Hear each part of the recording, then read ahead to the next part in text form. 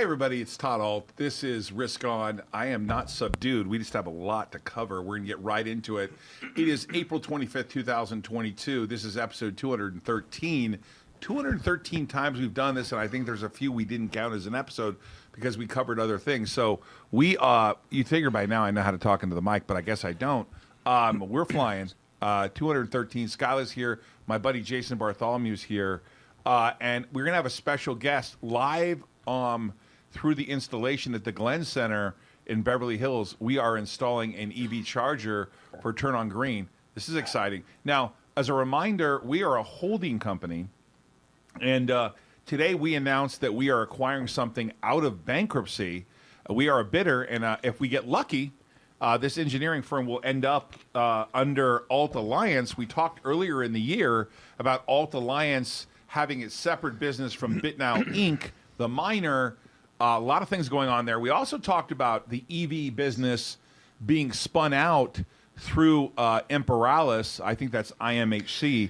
And Marcus is the president of Turn on Green. He's also the chief revenue officer. He's a special guest. He's actually on a commercial installation site.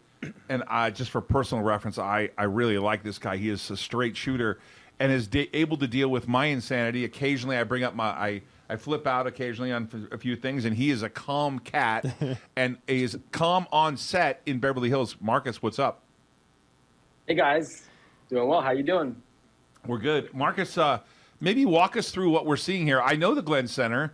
Wow, that's definitely not a neighborhood for the faint at heart. That is a very wealthy neighborhood, and I bet a lot of people up there have EV cars. I could only assume that's the reason why you're installing them there. But Marcus, take it away, buddy. What's going on? That's right. Yeah. Well, we're at the Glenn Center today, which is kind of right in between Beverly Hills, Bel Air, West Side, and the Valley, and it services a pretty large community where about 1 out of every 2 households owns an electric vehicle. So this parking lot, and I'm going to flip my camera around for a second so you can see kind of what we're dealing with. This parking lot is usually just chock full of EVs. And so the ownership group here was really looking for a partner to install commercial electric vehicle charging units. And so we have 5 units going, and this is an example of our EVP 700, commercial level 2, 7 kilowatt. I'm gonna back out a little bit. Tell me if I'm going too fast for you. Here's our Mach-E test vehicle, which we're gonna test on the various devices as they get powered on. Oh, nice. This is our team from Pat Skinner Electric, who we work with. They are doing the install today. So these are the other the other 3 chargers here. So you're gonna have 1, 2, 3, 4, 5 going up in this location. And let me just flip my camera around here. Nice work, Marcus. Yeah, and so this is a really great opportunity. So for the owners of this center to provide a really needed service for the neighborhood, for a lot of people who come here. I mean, this place is busy and packed all day, well into the night. A lot of households will come here and charge overnight as well. And it gives the opportunity for the business owner to monetize their parking spaces and at least get paid for the energy that's being used. So prior to this, they were giving it away for free kind of before adoption craze happened. And like most businesses, everyone's sort of pivoting to a pay for energy model where they can, at least have a model to monetize their parking spaces. And so the limiting factor here is the power availability, but they happen to have a pretty good commercial power capacity. So we're hoping to finish this up today, and then it'll be test mode, and then we'll be off and running. Marcus, you're going to put 5 in that one location, or are you going to spread them out over the parking lot, or will they all be together like 5, like Tesla puts them all together kind of thing? So these are the first 5 that are going in the front, and they're kind of like 1, 2, 3, 4, 5 in the various spots. As they do power upgrades to the facility over the next year or 2, we'll start adding more and more chargers. Right now, for most commercial facilities, there is a limited amount of power because the buildings take up a lot of it. So you have to kind of work within the infrastructure.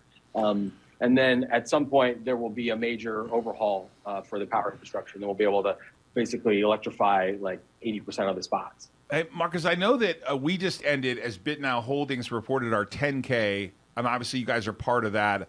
About a little bit more than, I think, 11% of sales. And you guys are preparing your own audit to be spin out and merge and go public as a separate company. But I'm wondering, like, if you looked at the landscape, can you kind of reset people's minds about how big of an opportunity is for you? And I know you're kind of on the spot. I'm not asking you to give numbers, but in general, you're out there seeing. I know you have a sales force now. I've met at some of the indie events when we were talking to some of the car dealerships around the country at these indie events. I know that you guys, you're probably you might be the number one topic brought up to me still. I would say of any topic brought up, Turn on Green is one of the top 2 topics when it comes to potential with things you guys are doing. I'm curious as to, like, let me put this in the industry frame of reference. So we don't need to talk specifically about Turn on Green. We can talk about kind of the industry and what's the industry leader for EV charging. It's ChargePoint for commercial charging, right? So you're talking about for 2022, they did about 242 million in revenue. That was a 65% increase year over year for them. Okay, and so 75% of that revenue comes from network charging services like this. 75%. Now, the business model across the board is a little funny because there are quite a bit of losses in charging right now just because the infrastructure is being built. EV adoption is not incredible. It's only at 2-3%.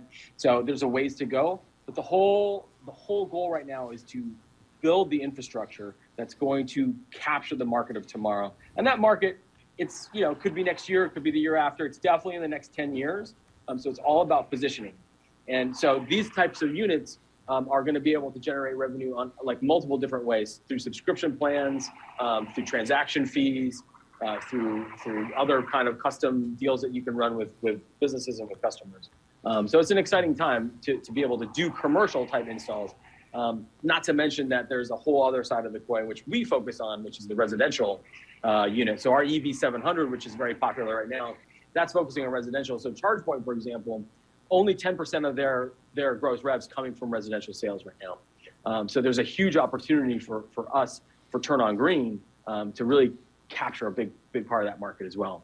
So we're excited across the board, but it's incredibly important to get these types of installs up and running so people get to know our network, get to know our name, and we offer a great service, and it's an incredible opportunity for BitNile shareholders too, who, as we know from the press release on the IMHC deal, are going to be Turn on Green shareholders as well. Are you a fan of, like, when I pull? No, I'm not asking that correctly. When I pull up and I'm right there in front of the charger, and I haven't went to the Apple store and I haven't downloaded the Turn on Green app. Can I still use the charger, or do I have to download the Turn on Green app? Let me show you. Well, that's a great question, and this is a great opportunity. So you see the face? Can you see the face of our charger here? Yes. So there's 3 ways to activate the charge. So you can have an RFID card. So if you're a member and we send you an RFID card, you can just hold the card up here, it'll activate it. If you just show up and you have your phone, like I'm Todd, I don't have an app, I don't want to download 50 apps. You can just scan this QR code with your phone and it'll bring up a web-based application. It'll ask you for some information. You'll set up your account and start a charge. Or you can download the Turn on Green app and access the charger via the charger number, which is right here. This is CAA04, for example. So there's 3 ways to initiate a charge, and you don't have to have the Turn on Green app to do it, but it's infinitely faster if you do.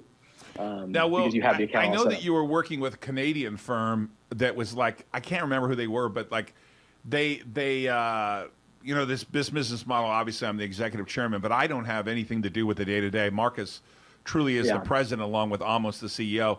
So when I ask these questions, I'm actually asking a question that I don't know the actual answer to. So it's impossible with all the different subsidiaries we have, to know everything, every detail, every second. But Marcus, when you talk about a person being involved in the Turn on Green network, I remember hearing that you guys are going to be part of other networks. What's the scenario there? So we partner with ChargeLab for software services and network services, and they're a big Canadian firm, and so we're part of their network. They're part of our network, which really amplifies our reach. And I think the ultimate goal here is like something called, like, if you look at GM, they have the GM like Ultimate Charge 360 plan, which is where they are, as the OEM, are going out and contracting and working with ChargePoint and EVgo and all the major providers, so that the user can, all they have to do is open their GM app and we'll be able to find the charger and be able to activate the charge, all that stuff. So the whole idea with public charging is to minimize the number of places the user has to go. And so what we want to do ultimately is be part of all those networks from the OEMs that they're offering. Right. So ultimately, I expect you guys will, over time, announce more partnerships and more people on your network or you're on their network kind of thing. Absolutely. I mean, that's the name of the game. Partnerships for the EV business and the EV charging business, partnerships are critical. I mean, we look at what Mullen's doing. They got some key partnerships. We're in the process of forming some great distribution and construction partnerships in the charging industry. Being partnered with construction firms is incredibly important. Your acquisition of the architectural firm can be very beneficial to us because a big hurdle in EV charging planning is getting in early.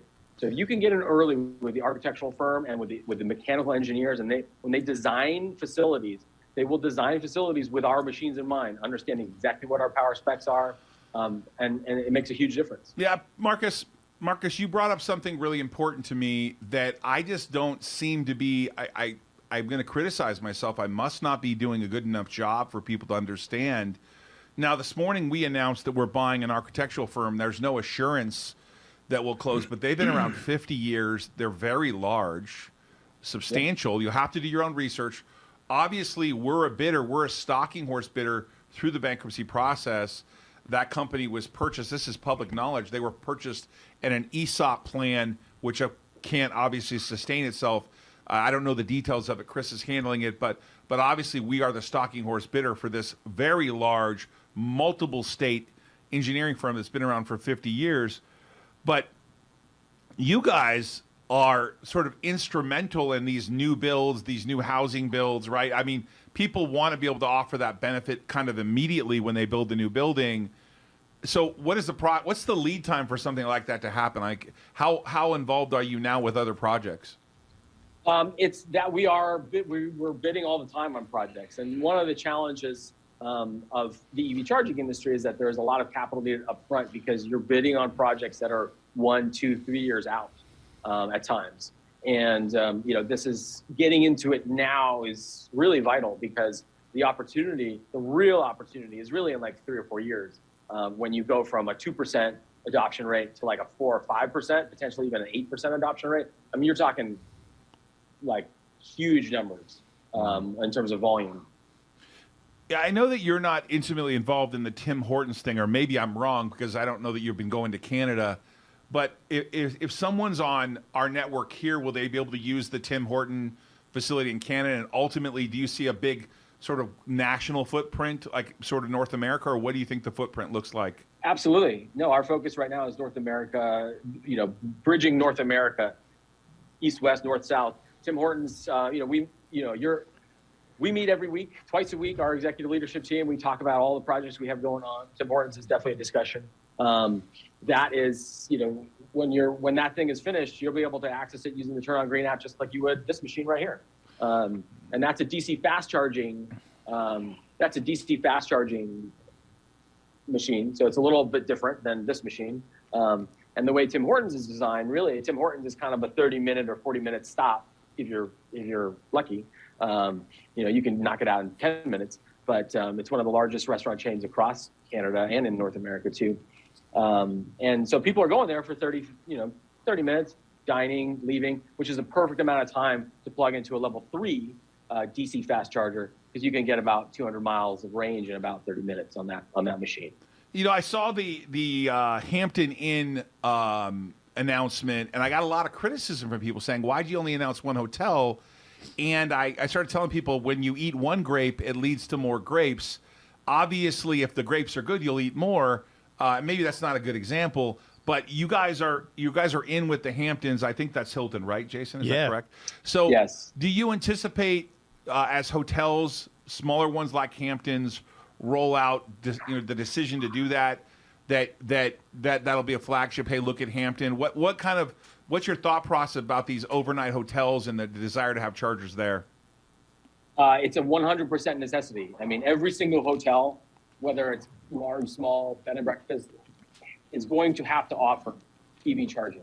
And I think what a lot of people don't, or kind of missed. I don't know if they don't think about it, but a lot of these hotels are owned and operated. They're members within the organization. So they are owned and operated by small ownership groups who may own 2 or 3, like you, for example. And they make the decisions for each hotel. And so having access to the brand name is critical. But then, being able to have flexible, customizable options for every single hotel, which is different. And some of the margins are razor thin for these hotels, especially coming out of the pandemic, that everybody kind of has different priorities and different budgets right now. And so we like to work, we work across the board with all sorts of different Marcus, you told me one time that there were 50,000 new EVs a month being sold, but only 46,000 chargers in the entire country that were public. And I just did some math when you told me this a couple months ago. I thought to myself, you literally wouldn't have time. I mean, okay, let me word it a different way. In Vegas, where I live, the number one complaint I have from people is that they can't get a charging station. That is the number one complaint. Right. I witnessed it with Douglas and his Tesla. So what solves that? And I know you're going to say, well, just putting in more EV chargers, that's logical. But like, how big is that potential marketplace with only 46,000 public chargers versus 50,000 new cars a month? Well, so that charging number has gone up significantly, as more and more public chargers come online, and that number doesn't take into account some of the like private chargers that are public but on private property. So that number is growing. You're still looking at like a huge deficit of chargers to EVs. The solution to a lot of EV drivers, and I'm hoping a lot of your listeners are EV drivers, and I know you guys will be too one day. I know Jason promised me that he's going to buy the biggest, baddest EV out there when it's available. Charging at home. I mean, charging at home simplifies everything, but because hotels are part of the destination package, hotels have to have charging. But there's a lot of barriers to the reason why hotels only offer like 2 or 4 chargers. Sometimes they don't want to put in the ADA, the disability requirements. Sometimes they don't have the power to sustain more than 4 chargers. So there's a number of variables that go into the decision making. Well, Jason, you got anything for Marcus? We're pretty thorough here today. Yeah, definitely. No, I'm very excited for Marcus and the team out there. Hopefully they can move a little bit east, come to Las Vegas. Yeah. Maybe put a few chargers over here. I got some interesting prospects. I can't get into it, obviously, but yeah. But I think, obviously, the problem for Marcus and them is that there are only so many people, and it looks like there's a lot of demand, right? For sure. Yep. Marcus, can you talk about... A lot of demand. Marcus, can you talk about... A lot of supply chain issues, too. Yeah. Can you talk about the supply chain issue and what's going on with the home charger? I know that was a big issue. Chips and chipsets, et cetera. Yeah. And is that washing itself through, or are you still out there dealing with supply chain issues? The supply chain issue, I think, is going to be, it's like a systemic issue at this point now. It's going to affect EVs. It's going to affect chargers. It's going to affect internal combustion vehicles, too. I mean, a lot of the wiring for all vehicles is made in Ukraine. A lot of palladium for catalytic converters is mined in Russia. You're going to see kind of I think, a depression in the automotive industry in general. But for us at Turon Green, one of the things that we did early on when we started this, and keep in mind, people have been doing this for like 10, 15 years on the charging side. We've been doing this for almost a year, maybe a year and change. Now our Digital Power Corporation has been around for 50 plus years, and there's actually some exciting news coming out on the customized power side of Bitcoin. But the charging side, the first thing we did is we secured inventory. We really took steps to get the machines designed and secure inventory. And so we are looking pretty good on inventory right now for what we have planned for 2022. So going forward, we have to forecast and do that. The game is forecasting and managing your supply chain. And one of the benefits of being part of DPC, Digital Power Corporation, they have 50 years of relationship, in the power supply industry. So, we're not new to the game in that sense, which is really critical for our infrastructure growth. Hey, Marcus, we appreciate your time. Anything you want to say as we part company today? It's funny. I knew about this project. I think you announced it already. I can't remember what. Okay, yeah. But the lead time on that was a while ago, and so you probably have a lot of other things in the hopper. What is it? I mean, I guess you can't really say that till you announce it, but it's good to see this happening. I know you had some other stuff brewing. So it's good to see. Anything you'd like to cover on the way out? We always have stuff in the pipeline. Closing deal, opening deals is one thing. Closing deals is another thing. I think the one thing to know is that we're going to have a team at the RISCON conference in May, so we can talk to a bigger audience about what the business opportunity is for charging in the commercial space. And we're hopeful that your audience is going to really see the potential of this company, especially the shareholders of BitNile who will be grandfathered into this company and are going to enjoy the fruits of our labor. That's the goal. Marcus, how does someone find Turn On Green? What website should they go to get that done? TurnOnGreen.com. You should go there now. We've revamped it a bit. It's much easier to navigate. If you're a business owner, you're a homeowner, if you're thinking about buying an EV, go to TurnOnGreen.com. There's a lot of great resources, information there. You can always submit a question via our online portal as well. Someone will get back to you in 24 hours. That's what we do. We pride ourselves on fast, reliable customer service, and that's really one of the big differentiators for us.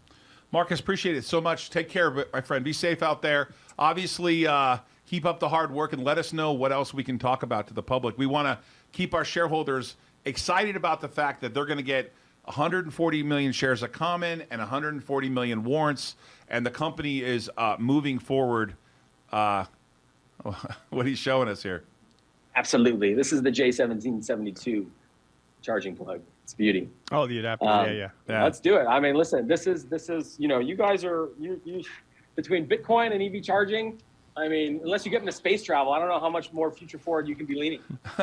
Appreciate it, Marcus. Take care, my friend. Yeah, take care, guys. Be well. Hey, let's go to a market update. I keep telling people about Jason, about the assets of BitNile, but I was looking at a statistic from the guy Josh on CNBC, speaking of the market, and he said that all the stocks that he's been following really have peaked since February of 2021. Mm-hmm. And I kind of overlaid all the mining stocks and everything we're involved with. It's been true. It's been crushed since February of 21. Yeah. Not February of 22. No, 21. But February of 21. Yeah, for sure. The market's been down and to the right for some time. There have been intermittent spikes. It's been brutal. A rough ride. And I'm looking, and if you don't have Microsoft this week, there's a couple of people reporting this week that if you don't have them last, now Elon Musk, which we haven't even covered, is going to buy Twitter. Let's go to my screen real quick. Elon Musk, Twitter accepts a buyout from Elon Musk. You got him taking a margin loan, against his Tesla, and taking Twitter private. I bet you he sells that for $100 billion someday. I bet he cleans it all up and makes it a much more interesting social network. Who's going to buy it? Amazon? I don't know. Trump said he wasn't coming back, so. Trump said he wasn't coming back, but I bet you they still turn him on. They probably will. Yeah. Yeah. And maybe they integrate Twitter with Truth Social. Wow. We think about it, right? Google, when you do a search, they have a partnership deal with Twitter. Maybe Twitter does a partnership with Truth Social. Truth Social's in with Rumble. I mean, it could be just. Yeah, there's a lot of opportunities there. But, on Truth Social, Donald Trump's not tweeting much. I mean, he's not saying much on there. He's not really been active. Yeah, they're still working on the rollout. I mean, he's got his hands full with all these crazy people in New York City. Like a New York judge saying he's in contempt for sending over business documents. Give me a break. Yeah, exactly. What do you think of the market today? Can you cover maybe what happened? Little reversal, huh? 200-point swing on the Dow. Finished green at 30. Actually, much bigger swing than that. It finished up 240. 34,052. I mean, I'm still worried about so many things. There talks of stagflation. For those of you that don't know what stagflation is, it's simply it's characterized by like slow economic growth with relatively high unemployment. That's the one category that we don't have right now, high unemployment. I mean, the workforce participation rate is pretty meh. Economic stagflation, which is the same time accompanied by rising prices, well, we definitely have that. So, I mean, stagflation can be defined as a period of inflation combined with a decline in GDP. Okay, that's possible. So looking at that, that's kind of that 70s show all over again. It's very, very possible. When we look at the economic data that's coming out tomorrow, you guys pay attention to this data right here. The durable goods tomorrow is a huge reporting day. New home sales. I'd be interested to see that number. The Richmond Fed, the manufacturing index, and of course, one of the main ingredients of how goes the country is the consumer confidence consensus report. So keep an eye on all that data. It comes out tomorrow morning. And yeah, let's see where we go from here. Everything is getting tamped down. Bonds got crushed. Gold, silver. Let's go through it. Bitcoin right now is what, Todd? Do you have it? I'll pull it up real quick. Just for full disclosure on Tesla, as everyone watching the show last week knew, I had some Tesla calls I was short. yeah. I covered those this morning. Okay. Made a nice profit. Nice. Yeah, the Tesla worked out nicely. Bitcoin retaking 40,000 today at 40,113. Should I be more worried about Bitcoin? I don't know why I don't even lose any sleep. Man, it's been in that channel Can I for tell a you, while. on Friday I went to bed, and it wasn't until last night I even got a quote on Bitcoin. Really? I don't even look at it.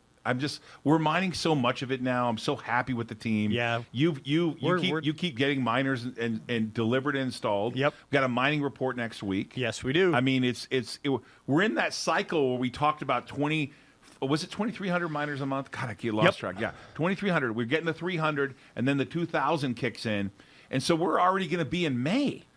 Yeah. I mean, dude. I mean, Time is blown by, and if you look at our chart, we talked about getting 20,600 installed. I know that some people are getting irritated with me saying, my son's like, stop saying the number, Dad. Talk about exahash. But he's whatever. right. The total exahash, I use the miner number because that's actually the numbers we bought based on 100 terahash and the 140 terahash machines, right? well, let's put it in perspective. Nick, if you don't mind going to my screen real quick. So we have Bitcoin global hash rate. Currently, you can refresh. Actually, let me hit this refresh one time. Global hash rate, the amount of miners, there it is right there, 221 exahash. If BitNile is successful deploying 2.24 exahash, if 2.4, that's about 1% of the global hash rate. yeah, we would be 1% of all Bitcoin mined if that happened. I mean, that's pretty decent. Yeah. If.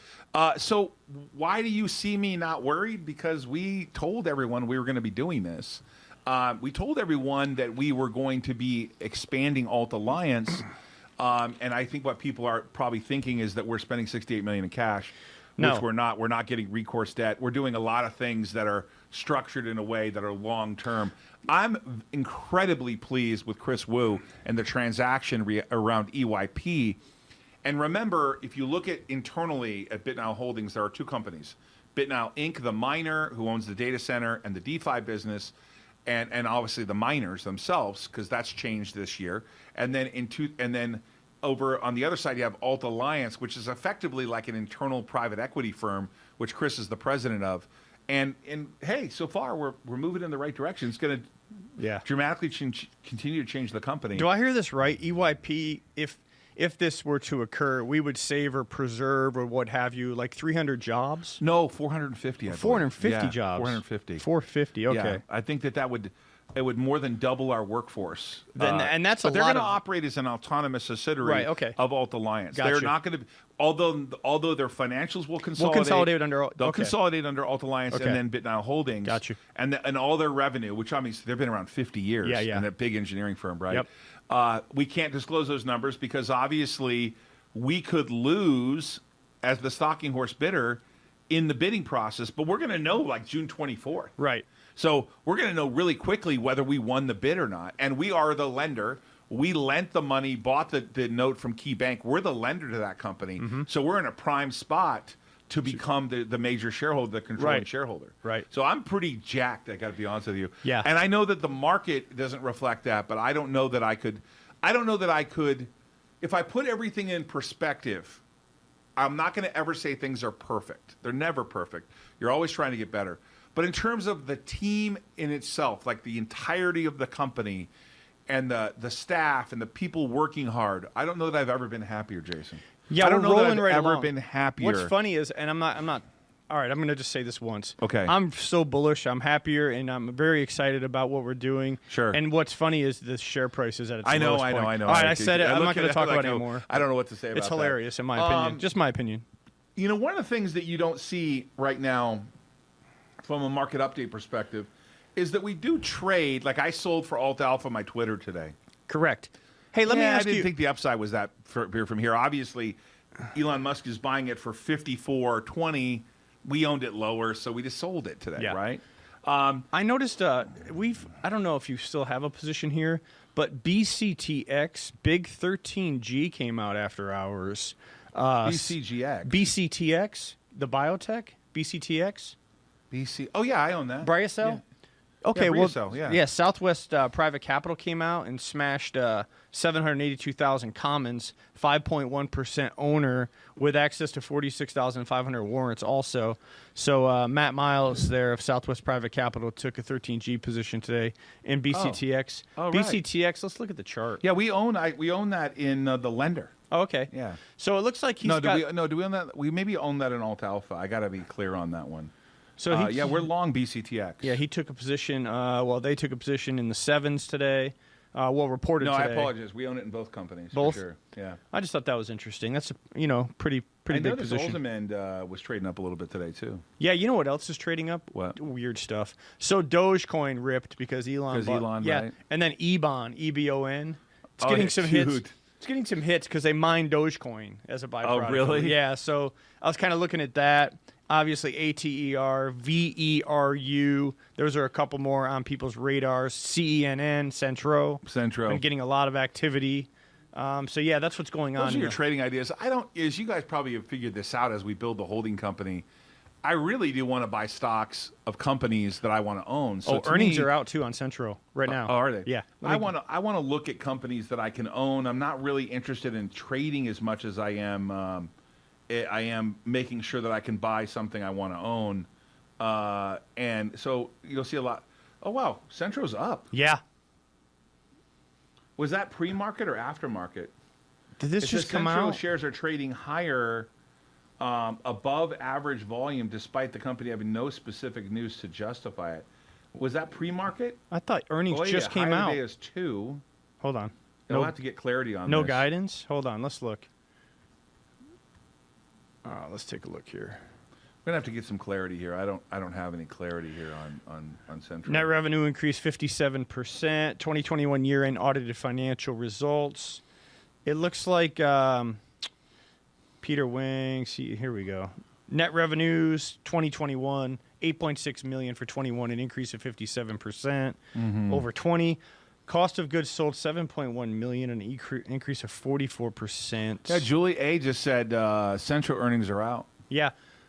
It looks like expenses were up, obviously, 18 million, an increase of 60%. It looks like net loss was 16.4 million, compared with a net loss of 5.2 million in 20. Okay. Well, they did a lot of stuff there. They're working on that Jacksonville facility, the factory there. Right. I mean, there's a lot of costs associated with starting a new EV vehicle company. I mean, Oh, God, for it's sure. huge. I mean, you can look at the other ones, Nikola, Lucid. I mean, a lot of cash just deployed here to get things rolling. So, well, it looks favorable. I don't see guidance, but okay. Okay. We'll get more information on it Yeah. as it comes out. It's an interesting time here for the market. I got to be honest with you. I'm bullish on buying companies. Yes. I'm bullish on having cash to take advantage of what we just did with. We've been working on Right. the deal for EYP for months, though. Yes. I mean, it's a long time. right? Yeah. Yeah, that's like a transaction that's taken a while, Yeah. right? I'm pretty bullish on what we're buying as a business, like business decisions. Right. I'm a little bummed about the market. I got to admit, I think the market just seems. You can't. I've said this in many episodes, Jason. It's a gravitational field, rising rates, right? You can't time it either. And you can't. This is crazy. You can't really do anything No. about that. And what I would say to people when I look at how negative that is, I want to go to one page that is very concerning. I'm going to go. Let's pull it up and see if I can pull it. I'm going to widen the screen out. If you could go to my screen real quick, Jason. On my screen, you see a 10-year at 281, Right. a 30-year at 288.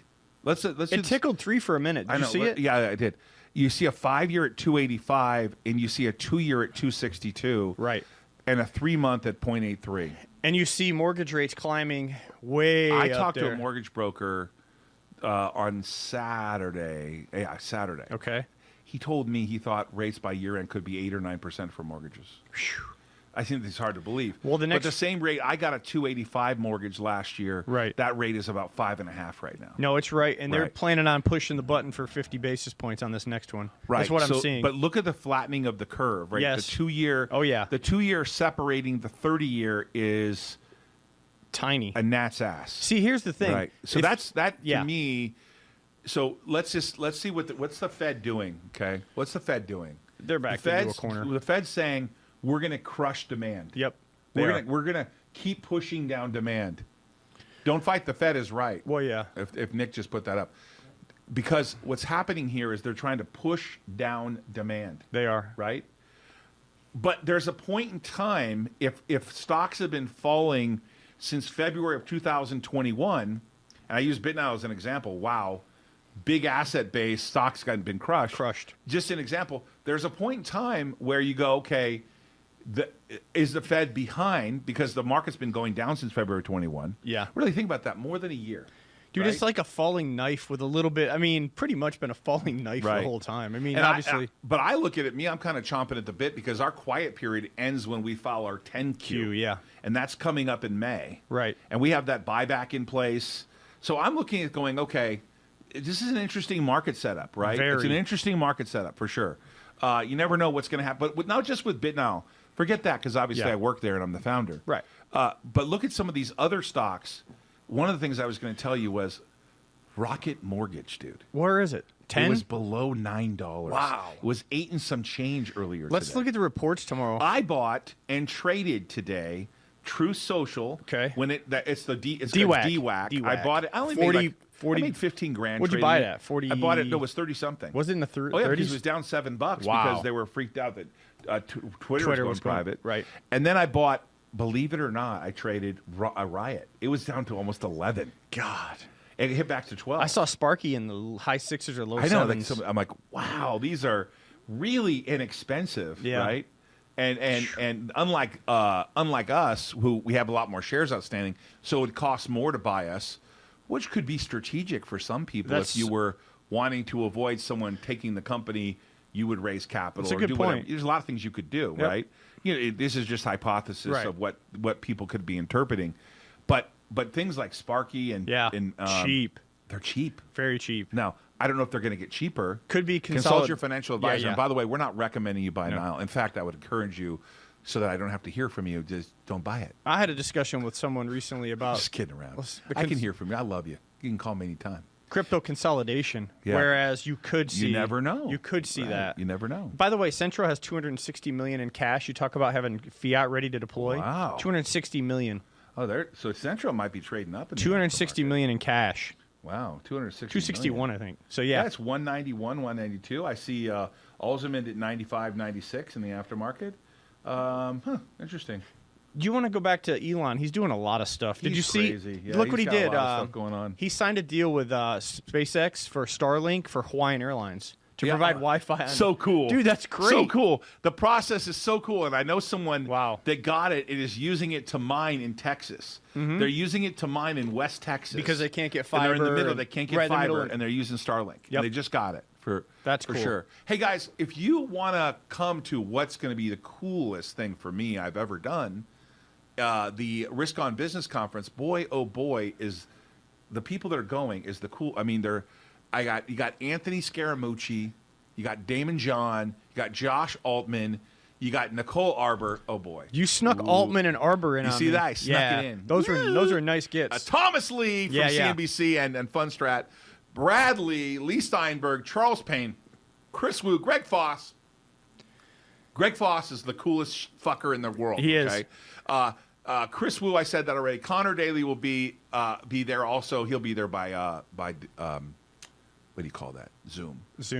Mike C. Rock, Aaron Schock, the youngest congressman elected, but he's a real estate guy, and I love the guy. And we own some hotels with him and stuff. He's pretty cool. Go to riskonevents.com, get a ticket. Hey, call up Joe or Roland 1-844-4-RISK-ON, 1-844-4-RISK-ON. Tell Joe and Roland I sent you. Ask for them specifically. See if they'll give you a deal. Tell them Todd said, I want a deal. And they'll come back to me, and I'll tell them to give you a deal. The Honda race. What's the Honda race? Alabama? Oh, Alabama. You guys, I'll be in Alabama this weekend. By the way, all those people out there saying, why you got a race car? Well, I can give you lots of reasons why. You'll see. Yeah. Do the people Dude, we the meet people there... we meet there are just incredible, Yeah. and they all want us to be supportive. There's a reason why people why do you think Roger Penske, Target, and other people promote? Why do you think people like Aero Electronics are on Indy cars? Yeah. Not for their health. You guys, I can go to an Indy race myself and just buy a ticket. I don't need to sponsor an Indy car, but I definitely want to be associated and working with the people that sponsor Indy. And they have been nothing but wonderful to us. They're taking us around. By the way, we got something for EV going. Dude, it's just incredible. Yeah, The people there are incredible. Check out the. Do I have any footage of the Grand Prix? Hey, can we roll some footage of the Grand Prix coming up? I want to see it.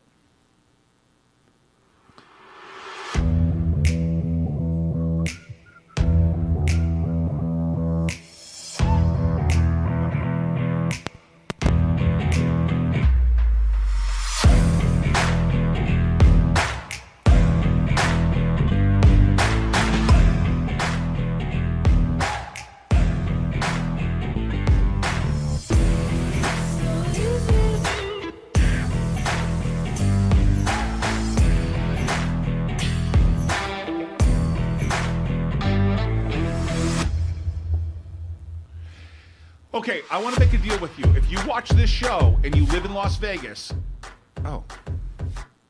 that's okay. I don't want to ruin that. That was great. Who wants to stop that?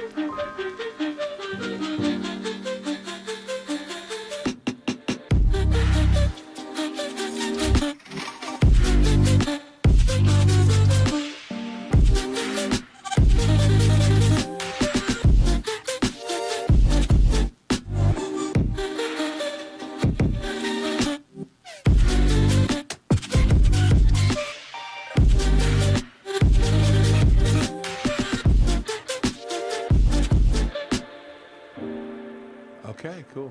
We ready? We're back.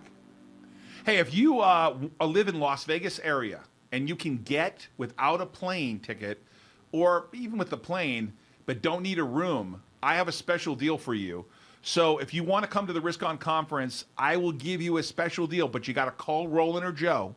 You got to say, Todd said a special deal. They'll call you back because I have tickets specifically for people who watch this show that want a special deal. Now, for those of you who are paying to be at a VIP or the general membership, you get $100 worth of Bitcoin. You get a hotel room, 3 days, right? Is that 3 days? Three days in a hotel room. Yeah. And by the way, a lot of cool stuff. I'm pretty excited about that. Check me out on social media.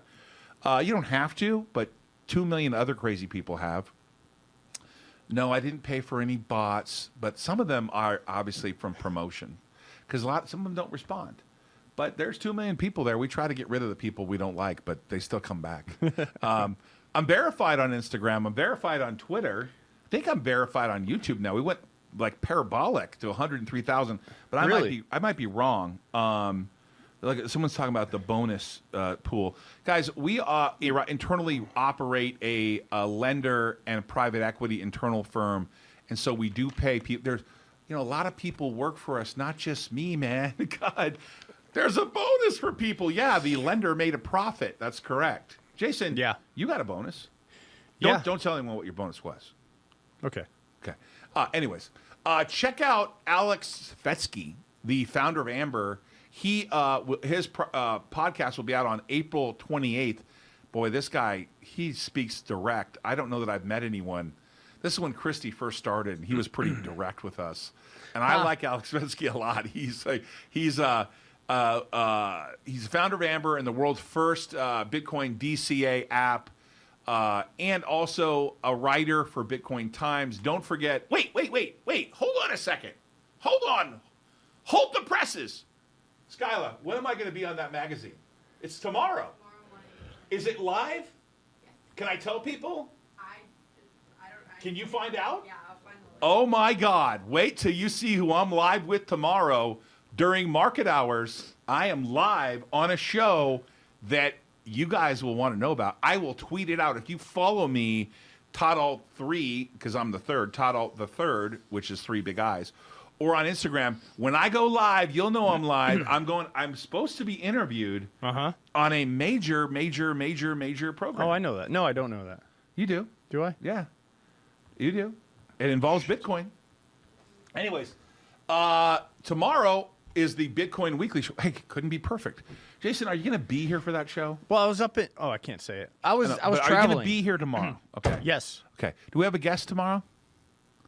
Okay, we're going to change that very quickly. You can't have Bitcoin Weekly without a Bitcoin guest. Come on, Christy, come on! Anyways, I'm in a good mood.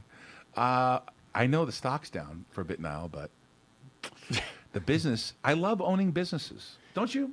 I do. I feel like something has pivoted where we are now capitalized and we own businesses that are generating money. It's Elon pretty now exciting. owns a business. Did you see Twitter headquarters? Hey, Nick. They clear it out? No, I want to show you. Nick, can you? They clear it out? No, it's right here. I'll show it to you. All right. That's Twitter headquarters. Boy, I make your bumpy. Followed you on Twitter, but you didn't follow me back. Posted on Twitter. All the snowflakes are like Okay. crying. Hold on. Boilermaker Bumpy says I haven't followed him back. Really? Really? I thought I followed you back. Boilermaker. Boilermaker's always here. Boilermaker Bumpy? Huh. I thought I followed him. Yeah, I thought so too. What's going on here? Huh. That's not nice. Why would I not follow you back? Ah, crap. I'll try to figure it out. What else we got to cover? Did she tell her joke yet? Hey, Skyla. Tell us something funny for a change. Okay, so the other night I had a dream that I was swimming in an ocean of orange soda. Orange. The more I thought about it, it was more of a fantasy. Oh, God. Oh yeah. That's pretty good. Ha, ha, ha. Got it. Unstoppable! We will have a guest tomorrow on Bitcoin. I can assure you. And I actually. What? Really? What? No mic for Skyla. Muted. Can we hear her now? Hello? Wait, does that mean the that whole means time? they had the whole time though. What? No one could hear me. Oh, okay, cool. Oh, okay. All right, I'll tell it again. So I had a dream the other night that I was swimming in an ocean full of orange soda, but the more I thought about it, it was more of a fantasy. Ha, ha. Thought it was cute. I liked it. Yeah. That's funny. Unstoppable! Hey, this weekend, if you're going to be in Alabama and you want tickets, get a hold of Randy at altalliance.com. Randy at Altalliance. If you want tickets to the Indy race in Alabama Barber, get a hold of Randy at altalliance.com. Are we going to squeeze Randy in for the last 7 minutes, or is he busy today? No, I'll go grab him right now. Let's grab him because we had an interesting race this weekend in F1. We're going to cover F1 because it's one of my favorite risk-on topics. Boilermaker Bumpy, I'm going to have to figure out how to follow you. Boilermaker, do me a favor. I don't know if you follow me on anything else, but send me your YouTube ID, please. That'd be great. If you can't, then just text me right now what it is. Hey, while we got this dead air, let me put my Dead air. There's no dead air. yeah, there is. Let me put my tinfoil Ouch. hat on real quick. 16 major mysterious fires at key food industry facilities in the U.S. What is going on? Why are all the farms and food processing facilities getting blown up in America? 16 of them. Your silver hat, It's just coincidental. is it like aluminum? Like, Does has it have, anybody? like- Yeah, for sure. It's got the Alex Jones tinfoil. Has anybody followed this? 16. No, we'll have to look into it. I bet Devon Wright's on here, or somebody's on here that's been following this, like Mills or somebody. It's kind of weird. Randy, F1 this weekend. Wow. Is this thing on? Can you hear me? All right. You're being a smartass. Hey, Randy, did you follow F1 this weekend? Yeah, I did. I love the track. Unfortunately, Senna got killed there, which, sucks. But I mean, I do love that track. It's so beautiful, that part of Italy. And yeah, it wasn't that great of a race. So I mean, Verstappen kind of took off, and the sprint race was actually better on Saturday. If you saw the sprint race, that was a really good race. Can you walk everyone through what the sprint race is? Because I was a little confused. Well, it's just they do about a 1/3 distance of a normal Grand Prix distance on Saturday. They're going to do it at three different races this year. That was the first one. They'll do it 2 other times. I can't remember the other tracks they're going to do it. I think Austria and another one. But what they do is they qualify on Friday for the sprint race, and then the sprint race on Saturday determines how they'll line up for the Grand Prix on Sunday. And that'll only be, like I said, on 3 occasions they do that. Some people don't like it. A lot of the old school people don't like this new format, but they're just trying it out to see if they're going to implement more of those maybe in the future. So I saw Leclerc. Is it? Do I say Leclerc or Leclerc? Leclerc. I saw Leclerc screw up. Yeah. And he fought back. But in Italy, kind of 50 miles away from Modena, whatever the hell it is, Modena. to watch what's his name go out in the sand, and then obviously, but Leclerc fought back. Yeah. But you saw McLaren, by the way, number 3. Yeah, it's too bad about Ricardo. Ricardo's, touched signs and they both went off because I think Ricardo was going to have a good race for McLaren too. But yeah, Lando Norris finished 3rd. He picked up good. What nobody's talking about, too many people, but I love is Hamilton 13th, and then he's complaining about. But I thought he came back to 7th. No. No. Oh. No. But he's complaining about Mercedes was trying to make excuses for him, saying, sorry, we didn't give you a good car, yet his teammate finished 4th. So what do you mean you didn't give him a good car? I mean, they're trying to make excuses for this guy now, and I think it's kind of funny. But you don't give anyone a break, do you, buddy? You don't. You're just going to step on Hamilton all you can, can't you? You think I'm bad? You should have heard Nico Rosberg. If you were watching the broadcast, did you hear Nico Rosberg? He used to be his teammate, and he beat him in 2016 to win the championship. He was all over him all day. It was hilarious. Yeah, it was good. Hey, Boilermaker Bumpy, I just followed you back thanks to our friend, what's it? Noala Trading. No, Noala _trading. I followed you right back, buddy. Okay, now Boilermaker and I follow each other on Twitter. Nice. Let's just solve one problem here for a second. We do occasionally fly to areas where we have to bring a lot of people. We occasionally charter planes. We try to do it very inefficiently. I do not own that G5. The G5 place belongs to a friend of mine. We do charter from them, and I don't own the G5 yet. We try to do it efficiently, not inefficiently. Yeah, we try to do it efficiently. Yeah. Did I say inefficiently? Yeah. Oh, is that a Freudian slip, Chrissy? It's 2 o'clock on the West Coast. We are in Las Vegas, Nevada. Congratulations to Chris Wu on his stalking horse bid for EYP. I encourage everyone. There's public filings on this, which I cannot talk about. I can't tell you how big they are, but you could find it out if you wanted to. I can't do anything about it. AK just dropped for us. What? AK just dropped after hours. An AK, yeah, an AK. Yeah. I am pleased as punch to see us on our pace to be that holding company that we want to be. Size, scale. Let's hope we win the bid. That someone asked me, why are you getting an architectural firm when? Okay, we're not architecting houses, my friend.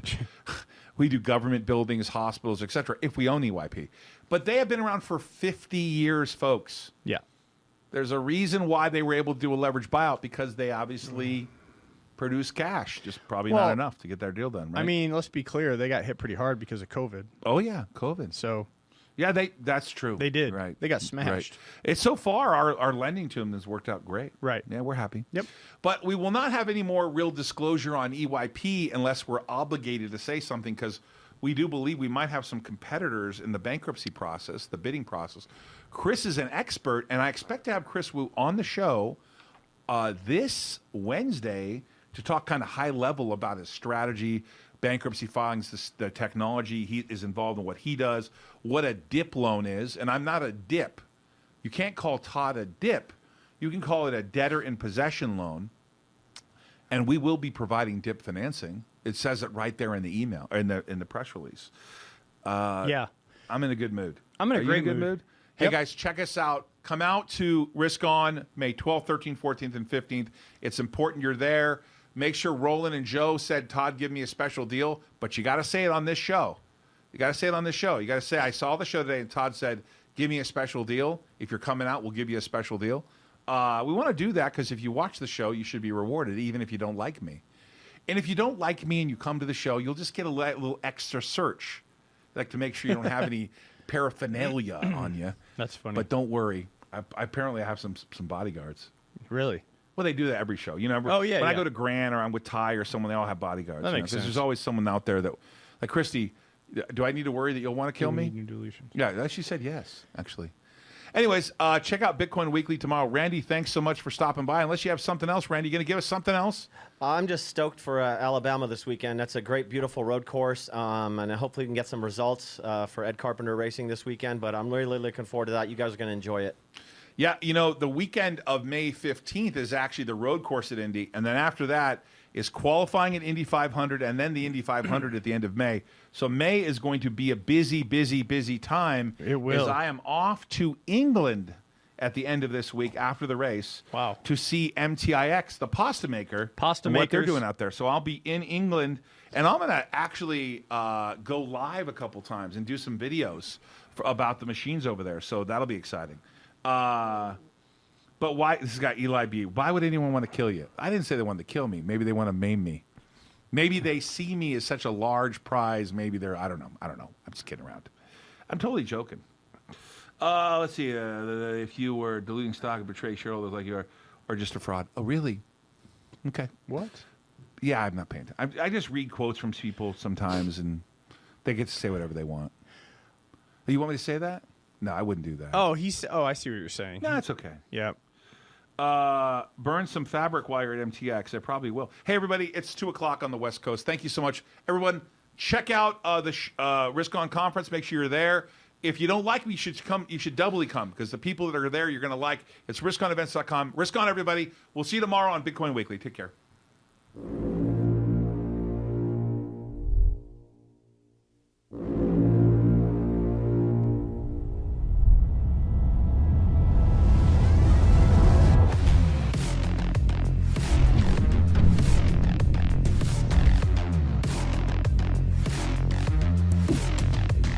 Whatever your business is, if you want to scale it, you want to be here, we're going to have lots of other people there that have actually built businesses. This will make somebody's life about 1,000 times better. You got a business and you want to expand your business, whether you're in the restaurant business, you're in technology, whatever your business is, if you want to scale it, you want to be here. This is going to be a conference where you can learn something, meet people, and network.